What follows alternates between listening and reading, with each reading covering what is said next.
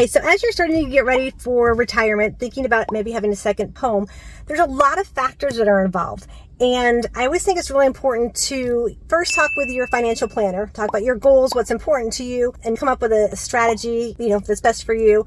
And definitely meet with a local mortgage lender. The reason that I say that is they know all of the laws and the taxes and all the nuances in the area here. The other thing too, as a real estate agent, what's so important is when I'm getting offers in on my listings, I always like to talk to the local mortgage lender. If they're local here, I know that if there's any problem, I literally can go down to their office or have that communication to make sure that we get the deal done. So it's really important to have somebody that's local. I know a lot of times people will say, oh, I bank with Bank of America or TD Bank or, whatever it is, Chase Bank or something like that. But as a listing agent, we have a ton of problems with some of those bigger banks. So it's just, you kind of get lost in all of their paperwork, all the different layers that they have there. So it's really important to work with a local lender. And that's why I've got Adam DeSantis with me today.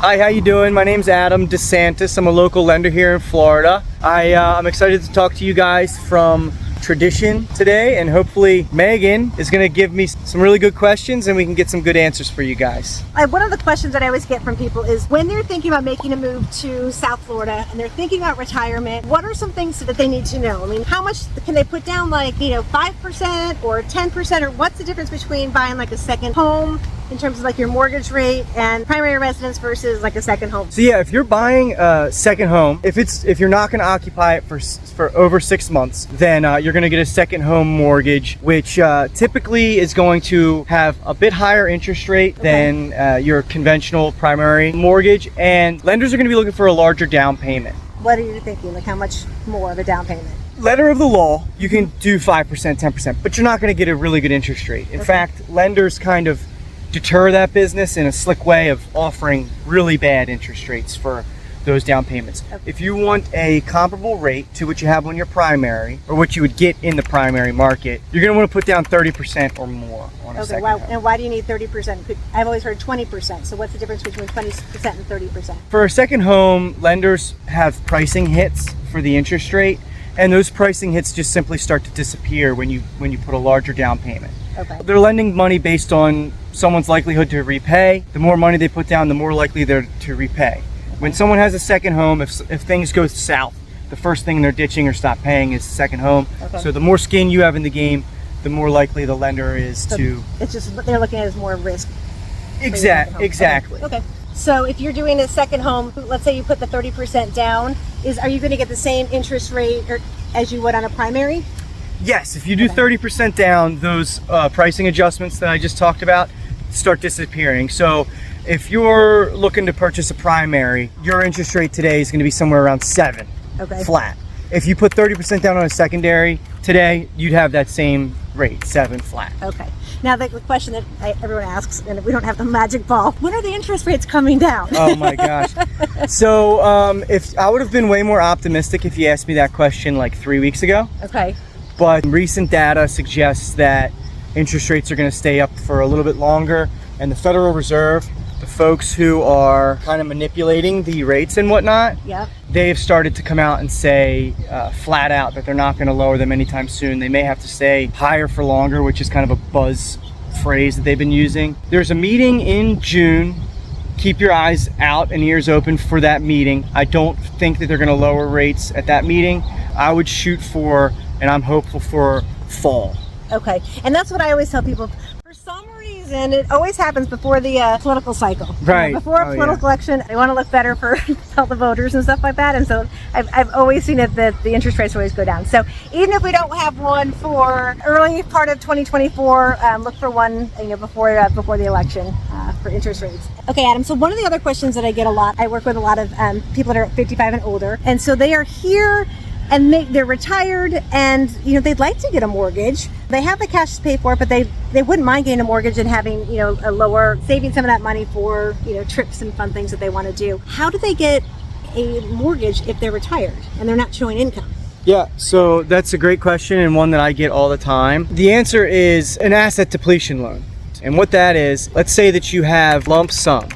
Maybe it's in a retirement account, maybe it's in the stock market, a combination of those things, maybe it's savings. You have a large sum of money. We take the total amount that you have in those funds and we divide them by the term of the loan. So a 30-year loan would be divided by 360, 15-year loan would be divided by 180. We use that number as your qualifying income.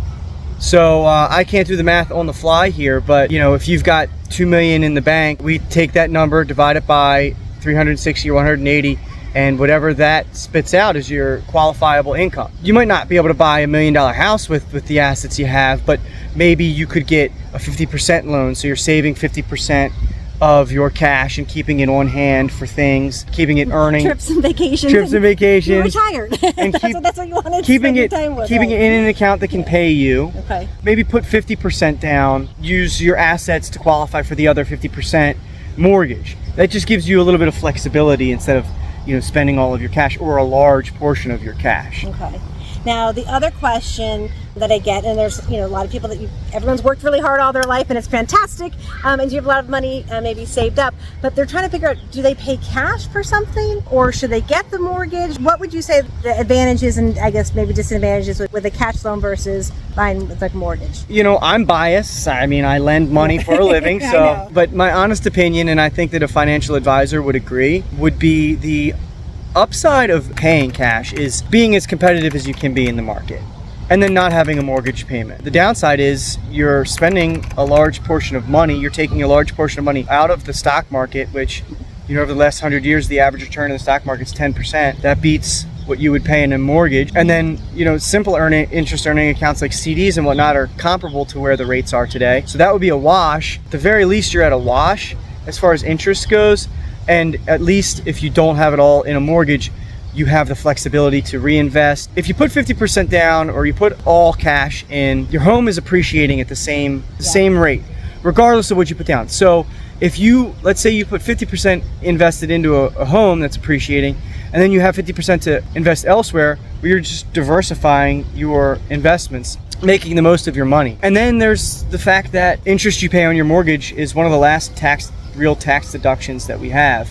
So maximizing those is always a good thing. But obviously I'm just a mortgage lender, so definitely talk to a financial advisor, although I do think most of them would agree with me. That's fair. And one thing I know, we were talking about taxes, I get this all the time. Obviously I'm a realtor and I am not in the property appraiser's office, but a lot of people are trying to figure out, okay, what's their monthly payment going to be when they're looking at if they do get a mortgage and the cost of the house. What I always tell people for taxes is to take the sales price and take it by 80%. That'll give you your appraised value. Mm-hmm. And then out of your appraised value here in St. Lucie County, take 2.5% of that, and that'll give you a rough, estimate of what your taxes are going to be. If you're looking in Martin County, it's going to be like 1.75 of that 80% of the sales price. So the other thing we get too is everyone always asks about insurance. And I know when you're quoting insurance quotes, obviously new construction, the insurance is, what would you say, close to like $1,000, $1,500? Yeah, I think that's probably fair. Okay. Yeah, and then if they're doing like a resale that's like a CBS, which is a concrete block structure, like let's just say like on a 2,000 square foot, $450,000 home, I would say that's when you start getting up into the 2,000, 2,200 range. And then if you're close to water and flood starts becoming a thing, I would look out for that, because that's going to inflate the policy. I have heard of homes having higher policies if they're like hard to reach or further proximity from a fire department too. So that's just things to be considered when you're looking. And most importantly, you guys know it's growing so much, so they keep adding in new stations and stuff like that. So if you have it for a little bit, it'll probably in a couple years or a year or two, you'll probably have a station close to you. So it should be. And then the other thing too, everyone always asks here in Port Saint Lucie, about flood insurance and are we in a flood zone?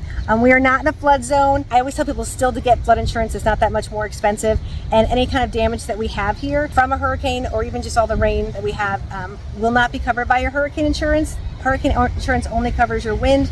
The flood insurance covers any kind of water damage, so any kind of flooding and stuff like that. So always a great thing to have. On the taxes and insurance thread, if you have a mortgage, those things will probably be in escrow.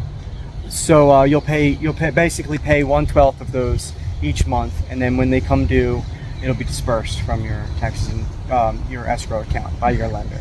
Okay, so shameless plug for me. I sold Adam and his wife and their beautiful family at their house here in Tradition. So Adam, how was your move across state, and how do you like living in Tradition and, you know, being a transplant here? First of all, going through the new build process with you was fantastic. Video updates from out of state, so you're definitely capable of handling out of state clients. I was one of them. I live here, I survived. I have 3 kids and a wife, and we're all here, and it's great. Tradition's fantastic. There's plenty to do. It's safe, it's clean, it's a really good time, and the transition, I certainly miss the Northeast, I certainly miss back home, but Florida is great. The lifestyle is amazing, and the process really was seamless, so thank you. No problem. That's what I tell people all the time. You don't have to be here to purchase a home. We can do everything remote. We can do electronic e-sign, even if that's hard for you. I promise I will walk you through it. I helped a 90-year-old do it the other day, so she can do it. Anybody can do it. And we do everything electronically e-sign. In terms of closing, we can have a mobile notary come to you. It can be to the Starbucks, it can be to your house, it can be to your job.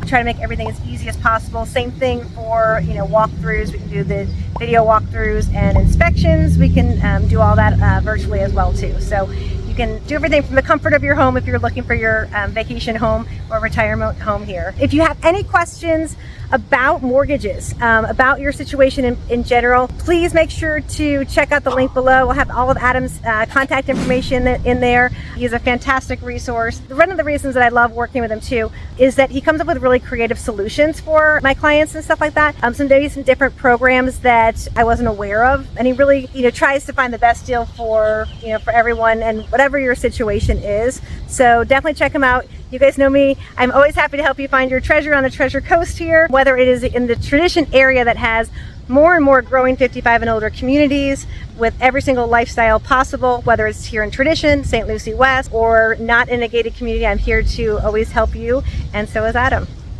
So if you ever have any questions about purchasing a home, a second home, retirement home, just want more information on the area, please reach out to me. I love connecting with you guys every single week here on my YouTube channel. Please reach out, give me a call, set up a Calendly link, shoot me an email. I would love to meet you and help you guys find your treasure on the Treasure Coast.